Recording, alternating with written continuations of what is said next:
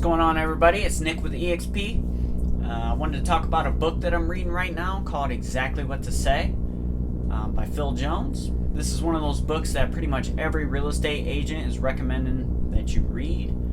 I have to admit it is a great book and there's a lot of good things in here. However, my take on it is, what's the difference between persuasion and manipulation? Because a lot of the tactics used in this book, I believe, are considered manipulation in my opinion. I don't see a lot of people talking about this.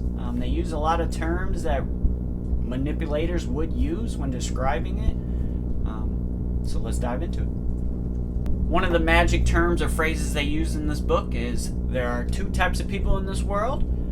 This immediately puts your brain in a sense of either you're going to choose one side or the other. You already directed their path, which is the definition of manipulation. Another line they use, which is actually earlier in the book at number 6, is, when would it be a good time? This automatically sets the person on the path of, there is a good time at some point, and no is not the answer, there isn't a good time. Again, we're manipulating the person into two different scenarios that they don't even know they're getting ready to take.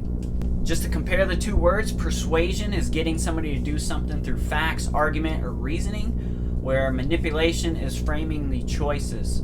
They believe they have choices, but they don't. So really, you already made the decision for them, and they think they are deciding. The actual definition of manipulation is to handle or control in a skillful manner. What's it sound like this book is doing to you? To summarize, the book is really good so far. I definitely recommend it. However, if you think that you're persuading people with this book, I'm pretty sure you're manipulating people. So if you disagree, please comment, reach out to me. I'd love to talk about it. And also, if you've used an agent in the past and you feel like this happened to you, I'd love to hear that story too. I don't want to be the guy that makes the mistakes as other people make. So again, thank you guys for watching. I appreciate your time today. Hopefully this brought you some value. See you again soon.